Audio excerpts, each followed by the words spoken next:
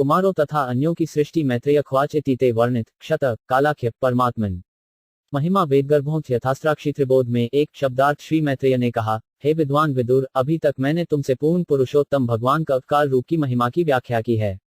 अब तुम मुझसे समस्त वैदिक ज्ञान के आगार ब्रह्मा की सृष्टि के विषय में सुन सकते हो। ससर्जाग्रेत तथाभिस्त्रमद तामिस्त्रमादिकृत महामोह च मोह च तमशना ज्ञान वृत्या। 2 शब्दार्थ ब्रह्मा ने सर्वप्रथम आत्मप्रवंचना, मृत्यु का भाव, हताशा के बाद क्रोध, मिथ्या स्वामित्व का भाव तथा मोहमय शारीरिक धारणा या अपने असली स्वरूप की विस्मृति जैसी अविद्यापूर्ण वृत्तियों की संरचना की। तात्पर्य, विभिन्न प्रकार की योनियों में जीवों की वास्तविक सृष्टि के पूर्व ब्रह्मा ने वे परिस्थितियां उत्पन्न की जिनके अंतर्गत जीवों को इस भौतिक जगत में रहना होता है। जब तक जीव अपने असली स्वरूप को भूल नहीं जाता तब तक जीवन की भौतिक अवस्थाओं में रह पाना उसके लिए असंभव है। अतएव भौतिक जीवन की पहली दशा है अपने असली स्वरूप की विस्मृति। अपने असली स्वरूप को भूलने पर मनुष्य का मृत्यु से भयभीत होना निश्चित है, यद्यपि शुद्ध आत्मा मृत्यु रहित तथा जन्मरहित होता है। भौतिक प्रकृति के साथ यह झूठी पहचान उन वस्तुओं के मिथ्या स्वामित्व का कारण है, जो श्रेष्ठ नियंत्रण की व्यवस्था द्वारा प्रदत्त होती हैं। जीव को समस्त भौतिक संसाधन इसलिए प्रदान किए जाते हैं कि वह शरणतिपूर्वक रह सके और बद्ध जीवनम आत्म साक्षात्कार के कर्तव्यों को निभा सके। किंतु झूठी पहचान के कारण बद्ध जीव भगवान की संपत्ति के झूठे स्वामित्व के भाव में बंधक हो जाता है। इस श्लोक से यह स्पष्ट है कि स्वयं ब्रह्मा परमेश्वर की सृष्टि है और भौतिक जगत की 5 प्रकार की अविद्याएं जो जीवों को बद्ध बनाती हैं वे ब्रह्मा की सृष्टियां हैं। ये सोचना नितांत हास्यास्पद है कि जीव परम पुरुष के तुल्य है, जबकि वह ये समझ सकता है कब बद्ध जीव ब्रह्मा की जादुई छड़ी के वश में है। पतंजलि भी यह स्वीकार करते हैं कि अविद्या 5 प्रकार की है जिनका यहाँ पर उल्लेख हुआ है। हष्ठा पापीयसी सुष्टि नात्मान न बहमन्यत भगवद्ध्यान पुतेन मनसान्या ततोसृजत। 3 शब्दार्थ। ऐसी भ्रामक सृष्टि को पापमय कार्य मानते हुए ब्रह्मा जी को अपने कार्य में अधिक हर्ष का अनुभव नहीं हुआ, अतएव उन्होंने भगवान के ध्यान द्वारा अपने आप को परिशुद्ध किया। तब उन्होंने सृष्टि की दूसरी पारी की शुरुआत की। तात्पर्य, यद्यपि ब्रह्मा जी ने विभिन्न प्रकार की अविद्याओं की सृष्टि की, किंतु वे ऐसे अप्रशंसित कार्य को संपन्न करके संतुष्ट नहीं थे। उन्हें ये कार्य इसलिए करना पड़ा क्योंकि अधिकांश बद्धात्माएं ऐसा चाहती थीं। भगवान कृष्ण का भगवद गीता 15.15 में कथन है कि वे सबों के हृदय में उपस्थित हैं और हर एक को स्मरण करने या भुलाने में सहायता करते हैं। यहाँ ये प्रश्न किया जा सकता है कि सर्वदया में भगवान एक की सहायता स्मरण रखने में और दूसरे की विस्मरण करने में क्यों करते हैं।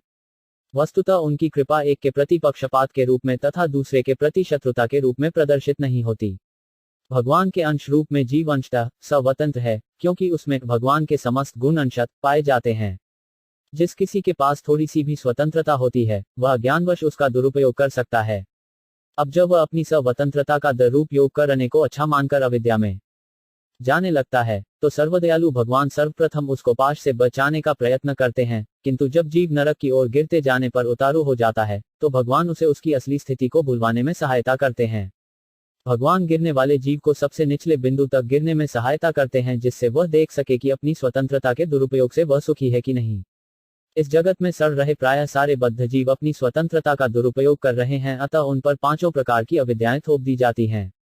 ब्रह्मा जी भगवान के आज्ञाकारी सेवक के झरूप में अविद्याओं को आवश्यकताओं के रूप में वो अपन करते हैं, किंतु ऐसा करते हुए वे प्रसन्न नहीं होते, क्योंकि यह स्वाभाविक है कि भगवत भक्त किसी को उसके असली पद से नीचे गिरता नहीं देखना चाहता।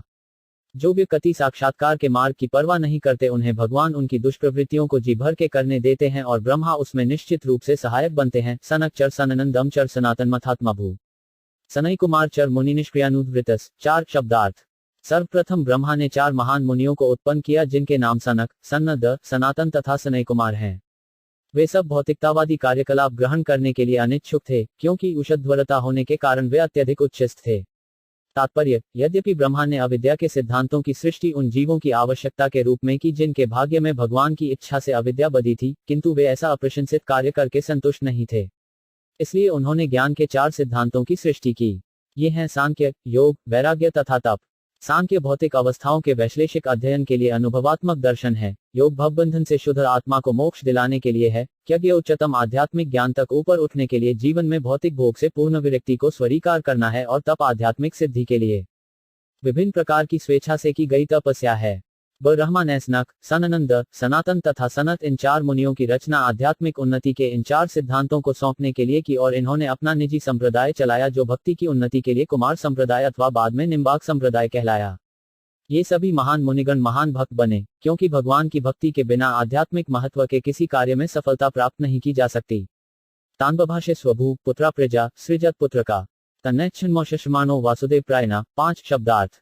पुत्रों को उत्पन्न करने के बाद ब्रह्मा ने उनसे कहा, पुत्रों, अब तुम लोग संतान उत्पन्न करो, किंतु पूर्ण पुरुषोत्तम भगवान वासुदेव के प्रति अनुरक्त होने के कारण उन्होंने अपना लक्ष्य मोक्ष बना रखा था, अतएव उन्होंने अपनी अनिच्छा प्रकट की। तात्पर्य, ब्रह्मा के चारों पुत्रों कुमारों ने अपने महान पिता ब्रह्मा के अनुरोध करने पर भी गृहस्थ बनने से इनकार कर दिया। जो लोग भव बंधन से छुटकारा पाने के लिए तत्पर हैं उन्हें मिथ्या पारिवारिक बंधन में नहीं बंधना चाहिए। लोग ये पूछ सकते हैं कि कुमारों ने अपने पिता विशेषकर ब्रह्मांड के सृष्टा ब्रह्मा के आदेशों से इनकार क्यों किया। इसका उत्तर यह है कि जो वासुदेव परायण हैं, अर्थात जो भगवान वासुदेव की भक्ति में गंभीरता पूर्वक लगे हुए हैं, उन्हें अन्य किसी कार्य की परवाह करने की आवश्यकता नहीं है। भागवत 11.5.41 में आदेश है कि देवश्युताप्नुना पितृणा न किंकरो नायमृणी च राजन सर्वात्मना यह शरण शरण्यम गतो मुकुंद परिहत्य कर्तम। जिस किसी ने भी समस्त सांसारिक संबंधों का परित्याग कर दिया है और उन भगवान के चरण कमलों की पूर्ण शरण ले रखी है, जो हमारे मोक्षदाता हैं और एकमात्र शरण ग्रहण करने के योग्य हैं, वह किसी का न तो ऋणी है न किसी का दास है, चाहे वह देवता, पितर, मुनि संबंधी तथा अन्य जीव संबंधी तथा मानव समाज का सदस्य क्यों न हो। इस तरह जब कुमारों ने अपने महान पिता के इस अनुरोध को ठुकरा दिया कि वे गृहस्थ बन जाएं, तो उनके इस कार्य में कोई त्रुटि न थी। 5 वशध्यात सुतैरेव प्रत्याख्यातानुशासन। क्रोध दुर्विषह जात नियंतुमुपचक्र में 6 शब्दार्थ। पुत्रों द्वारा अपने पिता के आदेश का पालन करने से इनकार करने पर ब्रह्मा के मन में अत्यधिक क्रोध उत्पन्न हुआ, जिसे उन्होंने व्यक्त न करके दबाए रखना चाहा। तात्पर्य, ब्रह्मा जी भौतिक प्रकृति के रजोगुण के प्रभारी निदेशक हैं, अतएव अपने पुत्रों द्वारा अपने आदेश का उल्लंघन होने पर उनका क्रोध होना स्वाभाविक था। यद्यपि कुमारों द्वारा ऐसे कार्य से इनकार किया जाना उचित था, किंतु रजोगुण में लीन होने से ब्रह्मा जी अपना आवेशपूर्ण क्रोध रोक नहीं सके। करनतु उन्होंने उसे व्यक्त नहीं किया, क्योंकि वे जानते थे कि उनके पुत्र आध्यात्मिक उन्नति में अत्यधिक प्रबुद्ध हैं, अतएव उन्हें उनके समक्ष अपना क्रोध व्यक्त नहीं करना चाहिए। धिया निगृहमानो 5 पी भ्रुवोम ध्यात प्रजाप्ते सद्योर्जायत तन्म्यु कुमारो नीललोहिता। 7 शब्दार्थ। यद्यपि उन्होंने अपने क्रोध को दबाए रखने का प्रयास किया, किंतु वह उनकी भौहों के मध्य से प्रकट हो ही गया, जिससे तुरंत ही नीललोहित रंग का बालक उत्पन्न हुआ। तात्पर्य, क्रोध चाहे जानकर प्रकट किया जाए या अनजाने में, उसकी मुखाकृति वही रहती है। यद्यपि ब्रह्मा ने अपना क्रोध नियंत्रित करना चाहा, किंतु वे ऐसा नहीं कर पाए, तब अभी जबकि वे सर्वोच्च पुरुष हैं। ऐसा क्रोध ब्रह्मा की भौहों के बीच से रुद्र के रूप में अपने सही रंग में प्रकट हो आया, जो नीले तमो तथा लाल रजो रंग का मिश्रण था, क्योंकि क्रोध रजो तथा तमोगुणों की उपज है। सवे रुरोध देवाना पूर्वजों भगवान भव नामानी कुरु मेधात स्थानानी च जगतगुरु। 8 शब्दार्थ। जन्म के बाद वह चिल्लाने लगा, हे भाग्य विधाता, हे जगतगुरु, कृपा करके मेरा नाम तथा स्थान बतलाइए। इति तस्य वच पाद्यो भगवान कृपालन अभ्यधाधद्रिया वाचामा रोदिस्तक्रोमीते। 9 शब्दार्थ। कमल के फूल से उत्पन्न हुए सर्वशक्तिमान ब्रह्म ने उसकी याचना स्वीकार करते हुए मृदु वाणी से उस बालक को शांत किया और कहा, मत चिल्लाओ, जैसा तुम चाहोगे मैं वैसा ही करूंगा। यदर्दी सुरश्रेष्ठ सोदेग इब्बाल का तत्स्वाम विधास्यंती नामना रुद्गर इति प्रजा। 90 शब्दार्थ। तत्पश्चात ब्रह्मा ने कहा, हे देवताओं में प्रधान, सभी लोगों के द्वारा तुम रुद्र नाम से जाने जाओगे, क्योंकि तुम इतनी उत्सुकतापूर्वक चिल्लाए हो। हृदिन्द्रियाण्य सुव्योम वायुर्ग्नि जलम मही सूर्यश्नंद्रस्तपश्चैव स्थानान्यग्रे कृतानि ते 11। हे बालक, मैंने तुम्हारे निवास के लिए पहले से निम्नलिखित स्थान चुन लिए हैं: हृदय, इंद्रियां, प्राणवायु, आकाश, वायु, अग्नि, जल, पृथ्वी, सूर्य, चंद्रमा तथा तपस्या। तात्पर्य, ब्रह्मा के क्रोध के फलस्वरूप उनकी भौहों के बीच से रुद्र का जन्म, जो कि कुछ तमोगुण तथा रजोगुण से उत्पन्न हुआ था, अत्यंत महत्वपूर्ण है। भगवद्गीता 3.37 में रुद्र तत्व का वर्णन हुआ है। क्रोध काम से उत्पन्न होता है, जो रजोगुण का प्रतिफल है। जब काम तथा लालसा अतुष्ट रह जाते हैं, तो क्रोध उत्पन्न होता है, जो बद्ध जीव का भीषण शत्रु है। इस अति पापमय तथा शत्रुत काम का प्रतिनिधित्व अहंकार, अपने आप को सर्वस्वा सोचने की मिथ्या अहंवादी प्रवृत्ति के रूप में होता है। बद्ध जीव जो कि पूरी तरह भौतिक प्रकृति के वश में है, उसके लिए इस अहंकार के होने को भगवद्गीता में मूर्खतापूर्ण कहा गया है। यह अहंकार हृदय में रुद्र का रूप है, जहां क्रोध उत्पन्न होता है। ये क्रोध हृदय में विकसित होता है और विविध इंद्रियों यथा आंखों, हाथों, पांवों द्वारा प्रदर्शित किया जाता है। जब मनुष्य क्रोध होता है, तो वह ऐसे क्रोध को लाल लाल आंखों से और कभी कभी मुट्ठी बांधकर या पैर पटक कर प्रदर्शित करता है। रुद्र तत्व का ये प्रदर्शन ऐसे स्थानों में रुद्र की उपस्थिति का प्रमाण है। जब कोई व्यक्ति क्रोध होता है, तो वह तेजी से सांस लेता है और इस तरह प्राणवायु द्वारा या श्वास लेने की क्रियाओं द्वारा रुद्र का प्रतिनिधित्व होता है। जब आकाश में घने बादल घिरे रहते हैं और वे क्रोध में गरजते हैं, और जब वायु प्रचंड रूप से बहती है, तो रुद्र तत्व प्रकट होता है, और इसी तरह जब सागर का जल वायु द्वारा क्रुद्ध किया जाता है तो वह रुद्र के विषाद रूप जैसा प्रतीत होता है, जो सामान्य व्यक्ति के लिए अति भयावह है। जब आग धधकती होती है तो भी हम रुद्र की उपस्थिति का अनुभव कर सकते हैं, और जब पृथ्वी पर बाढ़ आती है तो हम ये समझ सकते हैं कि यह भी रुद्र का स्वरूप है। पृथ्वी के ऐसे अनेक प्राणी हैं जो निरंतर रुद्र तत्व का प्रतिनिधित्व करते हैं। सांप, बाघ तथा सिंह सदा ही रुद्र के स्वरूप हैं। कभी कभी सूर्य की अधिक ऊष्मा के कारण लू लगती है, और चंद्रमा के द्वारा उत्पन्न अत्यधिक शीतलता के कारण हृदयगति रुकने की घटनाएं होती हैं। ऐसे अनेक मुनि हैं जो तपस्या द्वारा शक्त्याविष्ट होते हैं, और अनेक योगी, दार्शनिक तथा त्यागी हैं जो क्रोध तथा काम के रुद्र तत्व के वशीभूत होकर अपनी अर्जित शक्ति को यदाकदा प्रदर्शित करते हैं। महान योगी दुर्वासा ने इसी रुद्र तत्व के प्रभाव में आकर महाराज अम्बरीश से झगड़ा किया, और एक ब्राह्मण बालक ने महान राजा परीक्षित को शाप देकर रुद्र तत्व का प्रदर्शन किया। जब रुद्र तत्व ऐसे व्यक्तियों द्वारा प्रकट किया जाता है जो पूर्ण पुरुषोत्तम भगवान की भक्ति में नहीं लगे हैं, तो क्रुद्ध व्यक्ति अपने उच्चस्थ उन्नत स्थान से नीचे गिर जाता है। इसकी पुष्टि श्रीमद्भागवत 10.2.32 में इस प्रकार हुई है। यौन्यु रविदास विमुक्तमानिनस्त्वयस्भाद विशुद्ध बुद्धिया आरोह्य कृच्छेण पर पद तत् पतंत्यद्धो नहत्युष्मद प्रिय। निर्विशेषवादी का सबसे दयनीय पतन उसके इस झूठे तथा तर्कहीन दावे के कारण होता है कि वह ब्रह्म से तदाकार है। मन्युर्नुर्महिंसो महाउच्छिवृतध्वज उग्ररता भव कालो वामदेवो धृत्वप्तः 12 शब्दार्थ महान शिव ऋचतध्वज उपग्ररता भव काल वामदेव तथा धृतव्रत धीर धृतिरस्लोमा च नियुत्सपिरिलांबिका इरावती स्वधा दीक्षा रुद्राण्यो रुद्र ते स्त्री। यह 13 शब्दार्थ है। रुद्र, तुम्हारी 11 पत्नियां भी हैं जो रुद्राणी कहलाती हैं, और वे इस प्रकार है धी, धृति, रसला, उमा, नियुत, सर्पी, एला, अंबिका, इरावती, स्वधा तथा दीक्षा। गृहाण्यतानि नामानि स्थानानि त्रसयोषण एभि सूच प्रजा बहनी प्रजानामसी यत्पते 14। बालक, अब तुम अपने तथा अपनी पतियों के लिए मनोनीत नामों तथा स्थानों को स्वीकार करो, और चूंकि अब तुम जीवों के स्वामियों में से एक हो, अतः तुम व्यापक स्तर पर जनसंख्या बढ़ा सकते हो। तात्पर्य, रुद्र के पिता के रूप में ब्रह्मा ने अपने पुत्र के लिए पत्नियां, उसके लिए वासस्थान तथा उसके नामों का भी चयन किया। ये स्वाभाविक है कि पुत्र अपने पिता द्वारा चुनी गई पत्नी को स्वीकार करे, जिस तरह वह अपने पिता द्वारा रखे नाम को या पिता द्वारा प्रदत्त संपत्ति को स्वीकार करता है। संसार की जनसंख्या बढ़ाने का ये सामान्य तरीका है। दूसरी ओर 4 कुमार हैं जिन्होंने अपने पिता की भेंट स्वीकार नहीं की, कईयों की वे बहुत से पुत्र उत्पन्न करने के कार्य की अपेक्षा बहुत उच्च पद पर थे। जिस तरह पुत्र उच्च उद्देश्य के लिए अपने पिता के आदेश को अस्वीकार कर सकता है, उसी तरह पिता उच्च उद्देश्य के लिए जनसंख्या बढ़ाने में अपने पुत्रों का पालन करने से इनकार कर सकता है। इत्यादिष्ट स्वगुरुना भगवाट नीलोहिता सत्वाकृति स्वभावन ससर्जात्म समाह प्रजा। 95 शब्दार्थ नील लोहित शारीरिक रंग वाले अत्यंत शक्तिशाली रुद्र ने अपने ही समान स्वरूप, बल तथा उग्र स्वभाव वाली अनेक सन्नताएं उत्पन्न की। रुद्राना रुद्रसुछाना समन्ताद्र सता जगत निशामया सख्यशो युधा प्रजापतिर्श्रुत। 16 शब्दार्थ। रुद्र द्वारा उत्पन्न पुत्रों तथा पौत्रों की संख्या असीम थी, और जब वे एकत्र हुए तो वे संपूर्ण ब्रह्मांड को निगलने लगे। जब जीवों के पिता ब्रह्मा ने ये देखा तो वे इस स्थिति से भयभीत हो उठे। तात्पर्य, क्रोध के अवतार रुद्र की संतानें विश्व व्यापार को बनाए रखने में इतनी भयानक थी कि जीवों के पिता ब्रह्मा भी उनसे भयभीत हो गए। रुद्र के तथाकथित भक्त या अनुयायी भी कष्टकारक ही हैं। कभी कभी वे रुद्र के लिए भी घातक बन जाते हैं। कभी कभी रुद्र के वंशज रुद्र की कृपा से रुद्र का वध करने की योजनाएं बनाते हैं। ऐसा है उनके भक्तों का स्वभाव। अलन प्रजा भी सुष्ठाभृदेशी भी सुरोत्तम मया सह दहंती भिदिशक्षुमिस्बने। 97 शब्दार्थ। ब्रह्म ने रुद्र से कहा, हे देवश्रेष्ठ, तुम्हें इस प्रकार के जीवों को उत्पन्न करने की आवश्यकता नहीं है। उन्होंने अपने नेत्रों की दहकती लपटों से सभी दिशाओं की सारी वस्तुओं को विध्वंस करना शुरू कर दिया है, और मुझ पर भी आक्रमण किया है। तपातिष्ठ भदटते सर्वभूत सुखावहम तपस्या यथा पूर्व सृष्टा विश्वमिदम भवान। 18 शब्दार्थ। हे पुत्र, अच्छा हो कि तुम तपस्या में स्थित हो जो समस्त जीवों के लिए कल्याणप्रद है, और जो तुम्हें सारे वर दिला सकती है। केवल तपस्या द्वारा तुम पूर्ववत ब्रह्मांड की रचना कर सकते हो। तात्पर्य, विराट जगत की उत्पत्ति, पालन तथा संहार के लिए क्रमशः 3 देवता ब्रह्मा, विष्णु तथा महेश्वर अथवा शिव उत्तरदायी हैं। रुद्र को यह सलाह दी गई कि सृजन तथा पालन की अवधि में वे विनाश न करें, अपितु तपस्या करने बैठ जाएं तथा प्रलयत संहार की प्रतीक्षा करें, जब उनकी सेवाओं का उपयोग किया जाएगा। तपस्या सर्वभूत गुहावा समझ सा विनते पुमाना। 19 शब्दार्थ। एकमात्र तपस्या से उन भगवान के भी पास पहुंचा जा सकता है जो प्रत्येक जीव के हृदय के भीतर हैं, किंतु साथ ही साथ समस्त इंद्रियों की पहुंच के बाहर हैं। तात्पर्य, ब्रह्मा ने रुद्र को तपस्या करने का लिए सलाह दी, जो उनके पुत्रों तथा अनुयायियों के लिए उदाहरण स्वरूप थी कि भगवान को कृपा पाने के लिए तपस्या आवश्यक है। भगवत गीता में कहा गया है कि सामान्य जन महाजनों द्वारा दिखाए गए पथ का अनुसरण करते हैं। इस तरह रुद्र की संतानों से ऊबकर तथा जनसंख्या के बढ़ने से निगले जाने से भयभीत होकर ब्रह्मा ने रुद्र से और अधिक अवांछित संतानें उत्पन्न न करने तथा परमेश्वर की कृपा प्राप्त करने के लिए तपस्या करने को सलाह दी।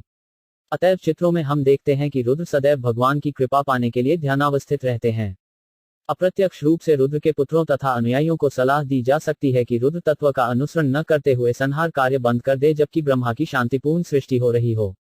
मैत्रेय उवाच एवमात्मा भुआदिष्ट परिक्रम्य गिरापतिम वामित्यमुमामित्य विवेश तपसे वनम 20 शब्दार्थ श्री मैत्रेय ने कहा, इस तरह ब्रह्मा द्वारा आदेशित होने पर रुद्र ने वेदों के स्वामी अपने पिता की प्रदक्षिणा की। हाँ कहते हुए उन्होंने तपस्या करने के लिए वन में प्रवेश किया। अथाभिध्यायत सर्व दक्ष पुत्रा प्रजगिरे भगवत शक्ति युक्त से लोक संतान है। 21 शब्दार्थ पूर्ण पुरुषोत्तम भगवान द्वारा शक्ति प्रदान किए जाने पर ब्रह्मा ने जीवों को उत्पन्न करने की सोची और संतानों के विस्तार हेतु उन्होंने 10 पुत्र उत्पन्न किए। मरीच तीर्थयर्विसो पुलस्त्य पुलह क्रतु भरिगुर वशिष्ठों दक्षाशन दशमस्तथ नारद। 22 शब्दार्थ इस तरह मरीचि, अत्रि, अंगिरा, पुलस्त्य, पुल, क्रतु, भूगु, वशिष्ठ, दक्ष तथा 10वें पुत्र नारद उत्पन्न हुए। तात्पर्य, विराट जगत के सृजन, पालन तथा संहार की संपूर्ण प्रक्रिया बद्ध जीवों को भगवत धाम वापस जाने का अवसर देने के निमित्त है। ब्रह्मा ने अपने सर्जनात्मक प्रयास में सहायता के लिए रुद्र को उत्पन्न किया, किंतु रुद्र प्रारंभ से ही सारी सृष्टि को निगलने लगे, अतः उन्हें ऐसे विनाशकारी कार्य से रोका जाना पड़ा। फलत ब्रह्मा ने अच्छे बच्चों की दूसरी टोली का सृजन किया जो अधिकांशतया सांसारिक सकौम कर्मों के पक्ष में थे, किंतु वे भली भांति जानते थे कि भगवत भक्ति के बिना बद्ध जीवों को कोई लाभ नहीं मिलता। फलत उन्होंने अंत में अपने योग्य पुत्र नारद को जन्म दिया जो सारे अध्यात्मवादियों के परम गुरु हैं। भगवत भक्ति के बिना कोई व्यक्ति कर्म के किसी भी क्षेत्र में उन्नति नहीं कर सकता, यद्यपि भक्ति का मार्ग किसी भी भौतिक वस्तु से स्वतंत्र है। एकमात्र भगवान की दिव्य प्रेमा भक्ति जीवन के असली लक्ष्य को दिलाने वाली है। अतः ब्रह्मा के समस्त पुत्रों में श्रीमन नारद मुनि द्वारा की गई सेवा सर्वोच्च है। उत्सला नारदो जजे दक्षों 5 जूठा स्वयंभोग प्राणावशिष्ट संजातो भुगत्वची कराक्रतु। 23 शब्दार्थ नारद ब्रह्मा के शरीर के सर्वोच्च अंग मस्तिष्क से उत्पन्न पुत्र हैं। वशिष्ठ उनकी श्रास से, दक्ष अंगूठे से, भूगु उनके स्पर्श से तथा क्रतु उनके हाथ से उत्पन्न हुए। तात्पर्य, नारद ब्रह्मा के सर्वोच्च विचार विमर्श से उत्पन्न हुए थे। कईयों की नारद जिसे भी चाहते उसी को परमेश्वर प्रदान कर सकते थे। पूर्ण पुरुषोत्तम भगवान को कितने भी वैदिक ज्ञानक द्वारा या कितनी भी तपस्या के द्वारा अनुभव नहीं किया जा सकता, किंतु नारद जैसा शुद्ध भगवत भक्त अपनी सदिच्छा द्वारा परमेश्वर प्रदान करा सकता है। नारद नाम से यह सुझाव मिलता है कि वे परमेश्वर प्रदान करा सकते हैं। नार का अर्थ है परमेश्वर तथा द का अर्थ है जो प्रदान कर सके वह भगवान को प्रदान कर सकता है का अर्थ ये कदापि नहीं कि भगवान कोई व्यापारिक वस्तु के सहर्ष हैं जिसे किसी भी व्यक्ति को प्रदान किया जा सकता है, किंतु नारद किसी को भी भगवान के दास, मित्र, माता पिता या प्रेमी के रूप में भगवान की दिव्य प्रेमा भक्ति प्रदान करा सकते हैं जैसी भी चाह कोई व्यक्ति अपने दिव्य भगवत प्रेम के कारण कर सके। दूसरे शब्दों में एकमात्र नारद ही ऐसे हैं जो भक्ति योग का मार्ग प्रदान कर सकते हैं, जो कि परमेश्वर की प्राप्ति के लिए सर्वोच्च योगिक साधन है।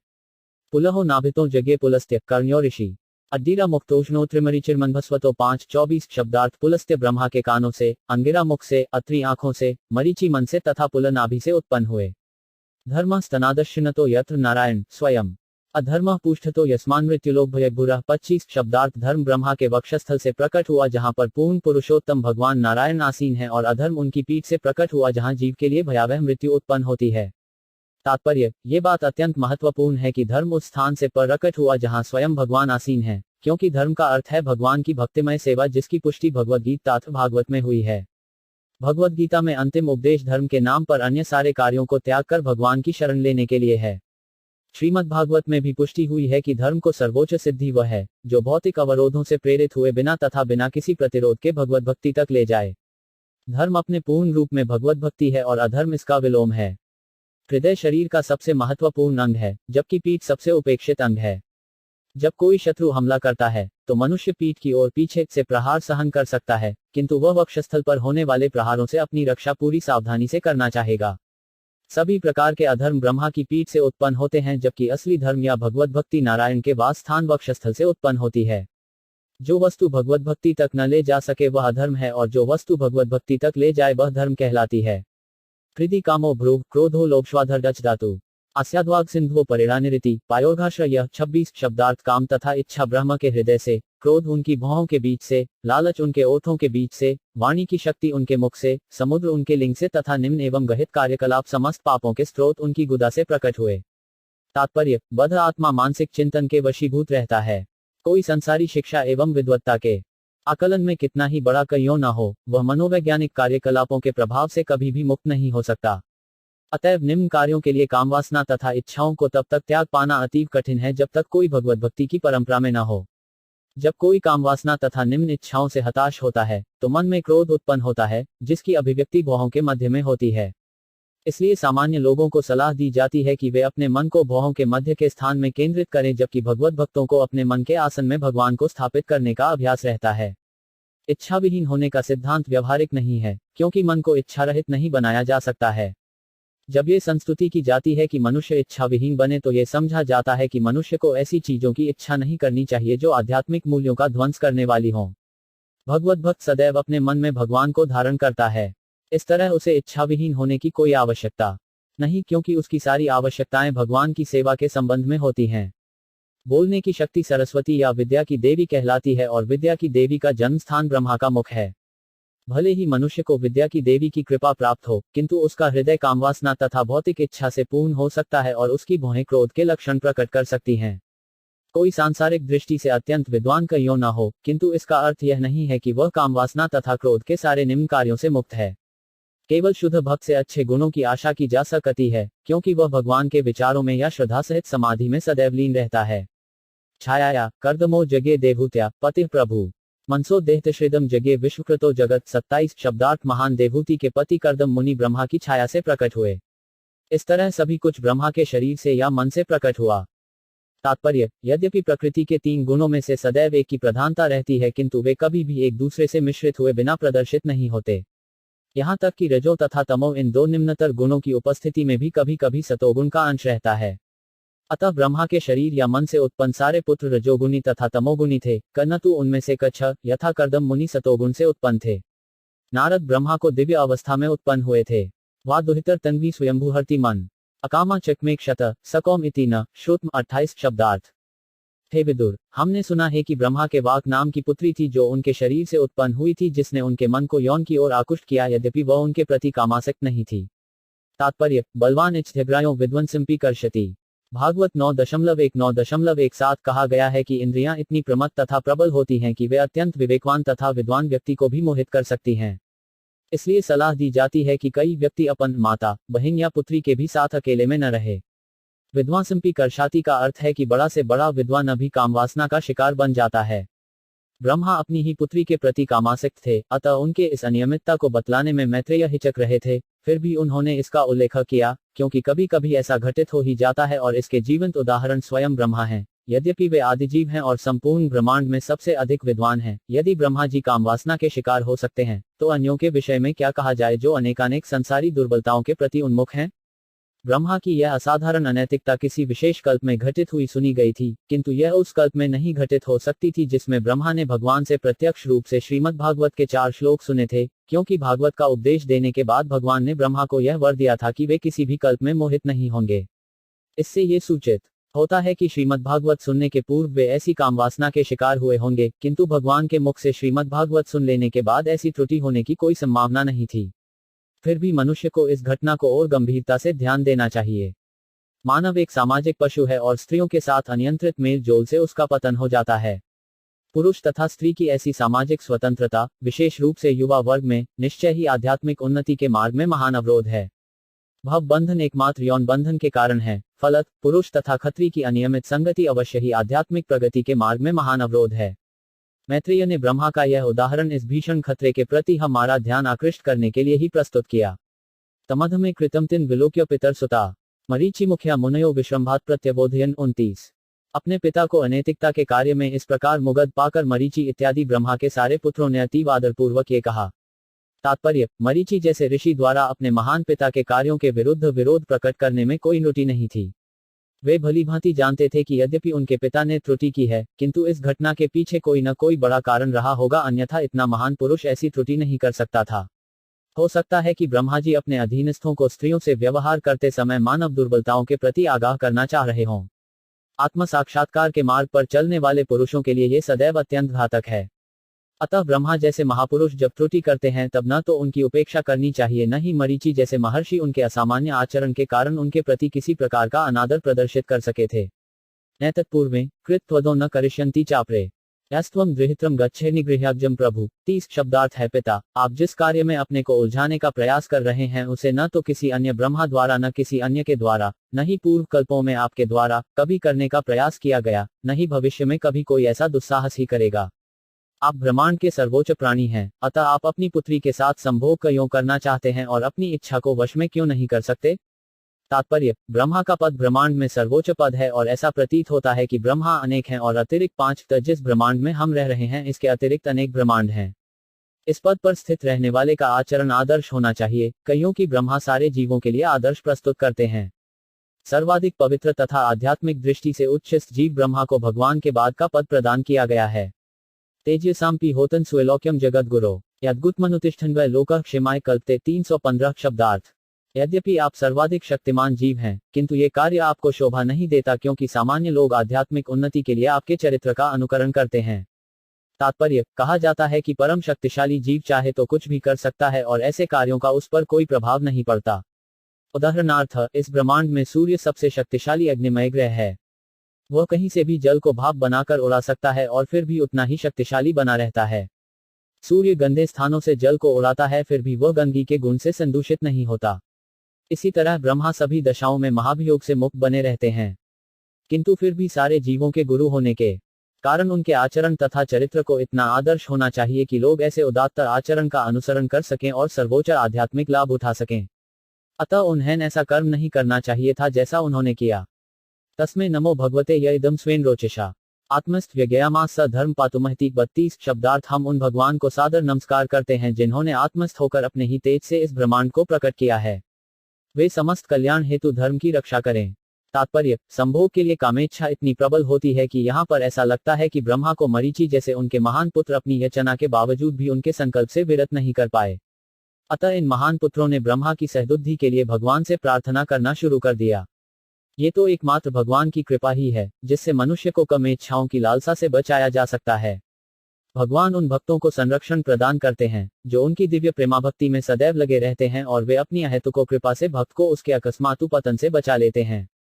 अतः मरीचि जैसे ऋषियों ने भगवान की कृपा के लिए प्रार्थना की और उनकी प्रार्थना फलदायी रही। सइत्थ गुणतः पित्रोन्युरो दृष्टा प्रजापतीन प्रजापतिपतित्व तत्याज ब्रीडित्सदा तान दिशो जगृहुघोरा निहार यद्धिदुस्तम। 33 शब्दार्थ। अपने समस्त प्रजापति पुत्रों को इस प्रकार बोलते देखकर समस्त प्रजापतियों के पिता ब्रह्मा अत्यधिक लज्जित हुए और तुरंत ही उन्होंने अपने द्वारा धारण किए हुए शरीर को त्याग दिया। बाद में वही शरीर अंधकार में भयावह कोहरे के रूप में सभी दिशाओं में प्रकट हुआ। तात्पर्य, अपने पापमय कृत्यों की क्षतिपूर्ति के लिए प्रायश्चित का सर्वोत्तम उपाय अपने शरीर को तुरंत त्याग देना है और जीवों के नायक ब्रह्मा ने इसे अपने उदाहरण से दिखला दिया। ब्रह्मा की आयु असीम होती है किंतु उन्हें अपने घोर पाप के कारण, जिसे उन्होंने मन में केवल सोचा ही था, वास्तव में किया नहीं था, अपना शरीर त्यागना पड़ा। ये जीवों के लिए शिक्षा है जो ये दिखाती है कि अनियंत्रित यौन जीवन में संलग्न होना कितना पापपूर्ण कृत्य है। गहित यौन जीवन के विषय में सोचना भी पापपूर्ण है और ऐसे पापपूर्ण कृत्यों की क्षतिपूर्ति के लिए मनुष्य को अपना शरीर त्यागना होता है।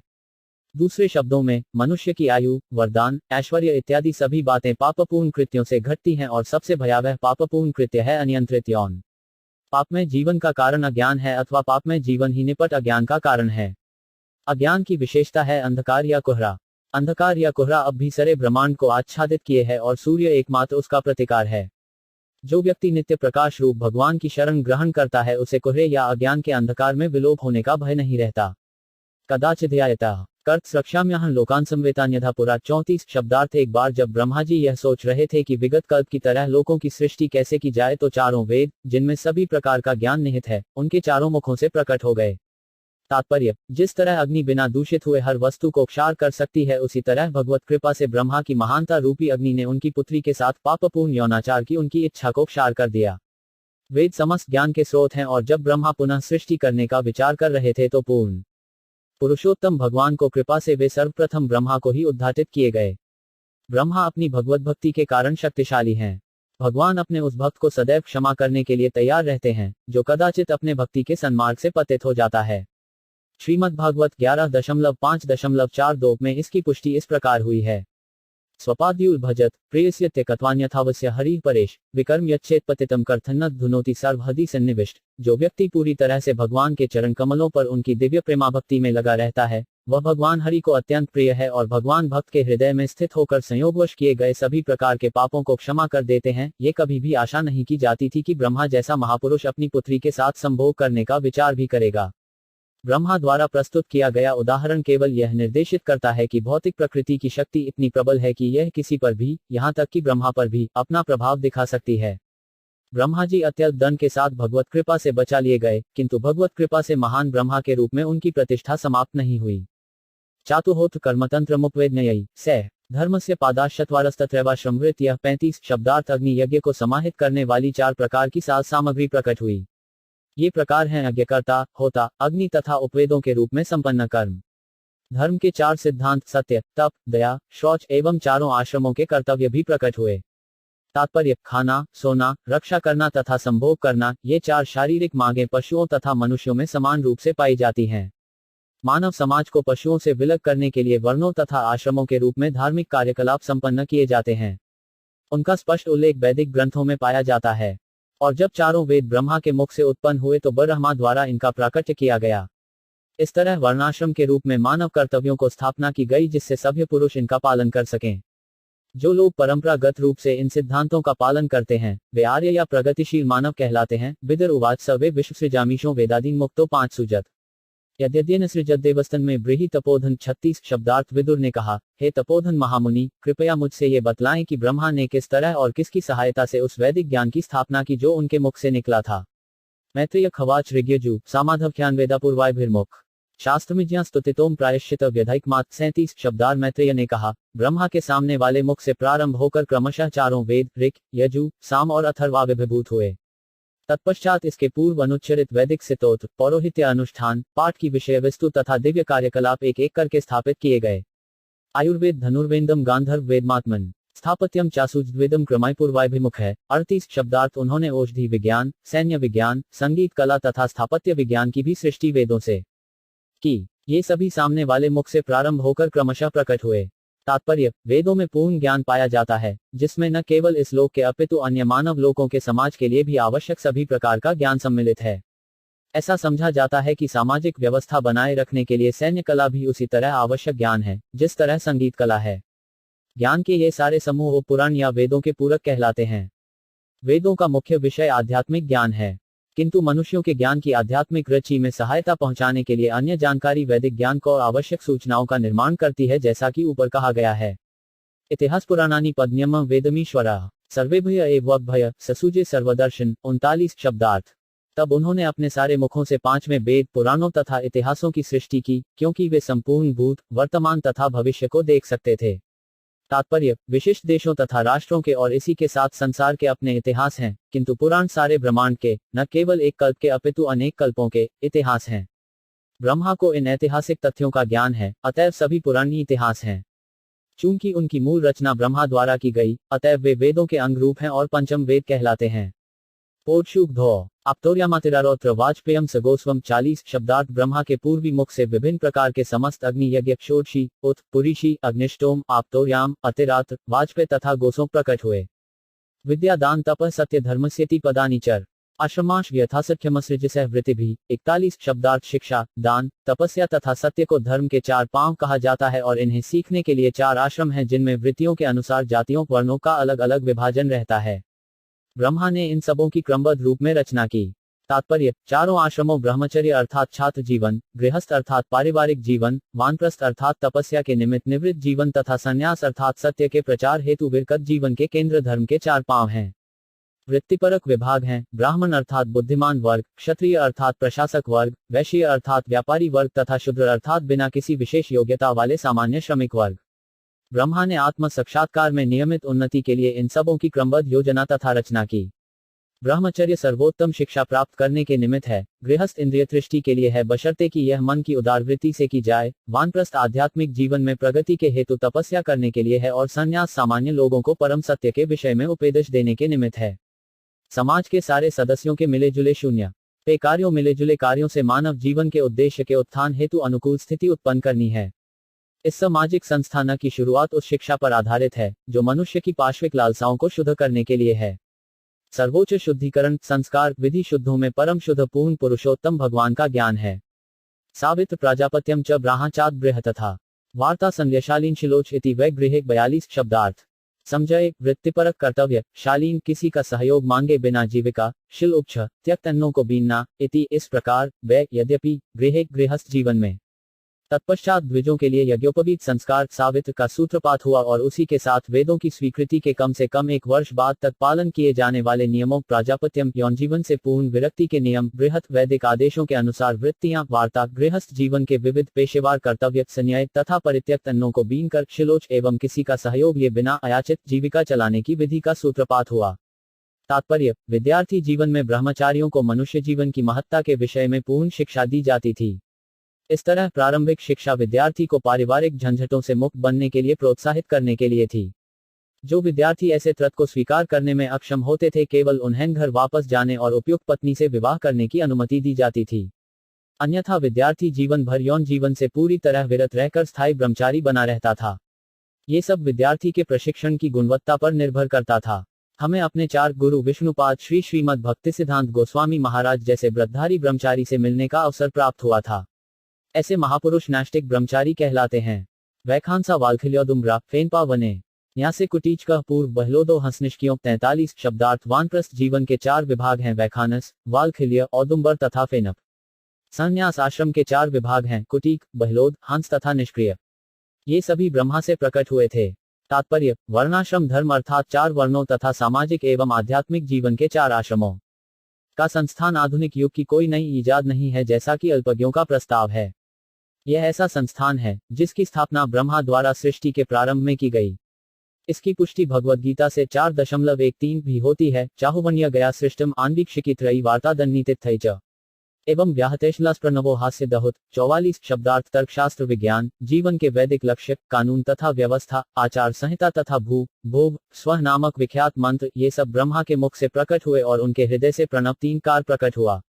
तस्योष्णिका सिल्लभो यमो गायत्री च त्वचो विभो तृप्तमान 7 श्रुतो 5 नुष्ठुगत्यस्थन प्रजापते 45 शब्दार्थ तत्पश्चात सर्वशक्तिमान प्रजापति के शरीर के रोमों से उष्णिक अर्थात साहित्यिक अभिव्यक्ति की कला उत्पन्न हुई। प्रमुख वैदिक मंत्र गायत्री जीवों के स्वामी की चमड़ी से उत्पन्न हुआ, त्रिष्ठुप उनके मांस से, अनुष्ठप उनकी शिराओं से तथा जगती छंद उनकी हड्डियों से उत्पन्न हुआ। मज्जाया पड़ी रुतना बृहति प्रांतो $5 भवत 46 शब्दार्थ पंक्ति श्लोक लिखने की कला का उदय अस्थिमज्जा से हुआ और एक अन्य एलोक बृहति लिखने की कला जीवों के स्वामी के प्राण से उत्पन्न हुई। स्पर्शस्तस्या भवजीवः स्वरो देहोदाहत ऊष्माण्मेन्द्रियाण्याहुरन्तःस्था बलमात्मनः स्वरा सप्त विहारेण भवन्ति संप्रजाप्ते 47 शब्दार्थ ब्रह्मा की आत्मा स्पर्श अक्षरों के रूप में, उनका शरीर स्वरों के रूप में, उनकी इंद्रियां ऊष्म अक्षरों के रूप में, उनका बल अंतःस्थ अक्षरों के रूप में और उनके इंद्रिय कार्यकलाप संगीत के सप्त स्वरों के रूप में प्रकट हुए। तात्पर्य संस्कृत में 13 स्वर तथा 35 व्यंजन हैं। स्वर हैं आ ई ऊ री कर लू ए ओ तथा ओ एवं व्यंजन हैं क ख य कर आदि। व्यंजनों में प्रथम 25 अक्षर स्पर्श कहलाते हैं। 4 अतटस्थ भी है। ऊष्मों में से 3 श स तालव्य मूर्धन्य तथा दंत्य कहलाते हैं। संगीत के स्वर हैं स रे ग म प तथा नी। ये ध्वनियां मूलतः शब्द ब्रह्म अर्थात आध्यात्मिक ध्वनि कहलाती हैं। अतएव ये कहा जाता है कि ब्रह्मा की सृष्टि शब्द ब्रह्म के अवतार के रूप में महाकल्प में हुई। वेद शब्द ब्रह्म है, अतएव वैदिक वाग्मी की ध्वनियों की भौतिक व्याख्या करने की कोई आवश्यकता नहीं है। वेदों का उच्चारण उसी रूप में किया जाना चाहिए जिस रूप में वे हैं, यद्यपि वे प्रतीक रूप में हमें भौतिक रूप से ज्ञात अक्षरों द्वारा प्रदर्शित किए जाते हैं। अंततोगत्वा कुछ भी भौतिक नहीं है, क्योंकि प्रत्येक वस्तु का उद्गम आध्यात्मिक जगत से होता है। इसीलिए भौतिक जगत उचित अर्थों में मोह या अतिरिक्त सात्व भ्रम कहलाता है। जो लोग स्वरूप सिद्ध हैं उनके लिए आत्मा के अतिरिक्त अन्य कुछ नहीं है। शब्द ब्रह्मात्मनस्तस्थ व्यक्ताव्यक्तात्मन परः ब्रह्मावभाति विततो नानाशक्त्युपगृह्णित 48 शब्दार्थ ब्रह्मा दिव्य ध्वनि के रूप में भगवान के साकार स्वरूप हैं, अतएव वे व्यक्त तथा अव्यक्त 228 की धारणा से परे हैं। ब्रह्मा परम सत्य के पूर्ण रूप हैं और नानाविध शक्तियों से समन्वित हैं। तात्पर्य ब्रह्मा का पद ब्रह्मांड भर में सबसे अधिक उत्तरदायित्वपूर्ण पद है। ये ब्रह्मांड के सर्वाधिक पूर्ण व्यक्ति को प्रदान किया जाता है। जब इस पद को ग्रहण करने के लिए उपयुक्त जीव नहीं मिलता तो भगवान को स्वयं ब्रह्मा बनना पड़ता है। भौतिक जगत में ब्रह्मा भगवान का पूर्ण प्रतिनिधित्व करते हैं और प्रणव अर्थात दिव्य ध्वनि उन्हीं से आती है। इसीलिए वे विविध शक्तियों से समन्वित रहते हैं, जिनसे ही इंद्र, चंद्र तथा वरुण जैसे सारे देवता प्रकट होते हैं। उनके दिव्य महत्व को कम नहीं आंका जाना चाहिए, यद्यपि उन्होंने अपनी ही पुत्री के साथ रमण करने की प्रवृत्ति प्रदर्शित की थी। ब्रह्मा द्वारा ऐसी प्रवृत्ति के प्रदर्शन का एक अभिप्राय है और उन्हें सामान्य जीव की तरह गर्हित या निंदनीय नहीं मानना चाहिए। ततो 5 परामुपादाय स सर्गाय मनोदध्ये 49 शब्दार्थ। तत्पश्चात ब्रह्मा ने दूसरा शरीर धारण किया जिसमें यौन जीवन निषिद्ध नहीं था और इस तरह वे आगे सृष्टि के कार्य में लग गए। तात्पर्य, ब्रह्म का पहला शरीर दिव्य था जिसमें यौन जीवन के प्रति अनुरक्ति वर्जित थी, अतएव यौन से संबद्ध होने के लिए उन्हें दूसरा शरीर अंगीकार करना पड़ा। इस तरह उन्होंने सृजन कार्य में अपने को लगाया। उनका पूर्व शरीर कोहरे में बदल गया, जैसा कि पहले वर्णन हो चुका है। ऋषिना भूरिवीर्यानाम्पि सर्गवितृतम् ज्ञात्वा तदधृदये भूयश्विन तयामास कौरव 50 शब्दार्थ हे कुरुपुत्र। जब ब्रह्मा ने देखा कि अत्यंत वीर्यवान ऋषियों के होते हुए भी जनसंख्या में पर्याप्त वृद्धि नहीं हुई तो वे गंभीरतापूर्वक विचार करने लगे कि जनसंख्या किस तरह बढ़ाई जाए। अहो अद्भुतमेत में व्यापृत्स्यापि नित्यदा न होधन्ते प्रजा नून देवमत विधातकम 51 शब्दार्थ। ब्रह्मा ने अपने आप सोचा, हाय, यह विचित्र बात है कि मेरे सर्वत्र फैले हुए रहने पर भी ब्रह्मांड भर में जनसंख्या अब भी अपर्याप्त है। इस दुर्भाग्य का कारण एकमात्र भाग्य के अतिरिक्त और कुछ भी नहीं है। एवं युक्तकृत्स्य कस्य रूपम भूतद्विधा यत्कायम विकक्षिते 752 शब्दार्थ। जब वे इस तरह विचारमग्न थे और अलौकिक शक्ति को देख रहे थे तो उनके शरीर से 2 अन्य रूप उत्पन्न हुए। वे अब भी ब्रह्मा के शरीर के रूप में विख्यात हैं। तात्पर्य, ब्रह्मा के शरीर से 2 शरीर उत्पन्न हुए, एक के मूंछ थे और दूसरे के उभरे हुए वक्षस्थल। कोई भी उनके प्राकट्य के स्रोत को नहीं बतला सकता, इसीलिए आज भी वे काय कहलाते हैं, जिसका अर्थ है ब्रह्मा का शरीर। इससे उनके पुत्र या पुत्री के रूप में उनके संबंध को कोई जानकारी नहीं मिलती। ताभ्यां रूप विभागाभ्यां मिथुन संपद्यत 753 शब्दार्थ। दोनों पृथक हुए शरीर यौन संबंध में एक दूसरे से संयुक्त हो गए। यस्तु तत्र पुमासो 5 भून्मनु स्वयंभुव स्वराट स्त्री यासी छत्रुपाख्या महिष्यस्य महात्मनः 54 शब्दार्थ। इनमें से जिसका नर रूप था वह स्वयंभुव मनु कहलाया और नारी शत्रुपा कहलाई, जो महात्मा मनु की रानी के रूप में जानी गई। तदा मिथुनधर्मेण प्रजा होधाम भूविरेत 57 शब्दार्थ। तत्पश्चात उन्होंने संभोग द्वारा क्रशः एक एक करके जनसंख्या की पीढ़ियों में बुद्धि की। स चापी शत्रुपाया पन्याप्त्यान्यजी जनत प्रियव्रततान्पादो कन्याश भारत आकृतिर्देवभूतिशन प्रसूतिरिति सतम 56 शब्दार्थ। प्रियव्रत तथा उत्तानपाद एवं 3 कन्याएं आकृति, देवभूति तथा प्रसूति। आकृति रुचय प्रादाकत पायतु मध्यमाम दक्षायादात प्रसूति चर्यत आपुरितम जगत 57 शब्दार्थ। पिता मनु ने अपनी पहली पुत्री आकृति रुचि मुनि को दी, मझली पुत्री देवहूति कर्दम मुनि को और सबसे छोटी पुत्री प्रसूति दक्ष को दी। उनसे सारा जगत जनसंख्या से पूरित हो गया। तात्पर्य, यहाँ पर ब्रह्मांड की जनसंख्या के सूजन का इतिहास दिया गया है। ब्रह्माजी ब्रह्मांड में आदि जीवित प्राणी हैं जिनसे मनु स्वयंभुव तथा उनकी पत्नी शत्रुपा उत्पन्न हुई। मनु से 2 पुत्र तथा 3 पुत्रियां उत्पन्न हुई और उन सबों से आज तक विभिन्न लोगों की जनसंख्या उत्पन्न हुई है। इसलिए ब्रह्मा सबों के पितामह कहलाते हैं और भगवान ब्रह्मा के पिता होने से सारे जीवों के प्रपितामह कहलाते हैं। इसकी पुष्टि भगवद्गीता 11.39 में इस प्रकार हुई है, वायुर्मोरिनिर्वरुण शशाडुः प्रजापति शिव प्रपितामश नगयो नमस्ते 5 तु सहस्रकृत्वः पुनश्च द्वयोपि नमो नमस्ते। आप वायु के स्वामी, परम न यम, अग्नि तथा वर्षा के स्वामी हैं। आप चंद्रमा हैं तथा आप प्रपितामह हैं। अतएव मैं आपको पुनः पुनः सादर नमस्कार करता हूँ। इस प्रकार श्रीमद्भागवत के 3 स्कंध के अंतर्गत कुमारों तथा अन्यों की सृष्टि नापक 12वें अध्याय के भक्ति वेदांत तात्पर्य पूर्ण हुए।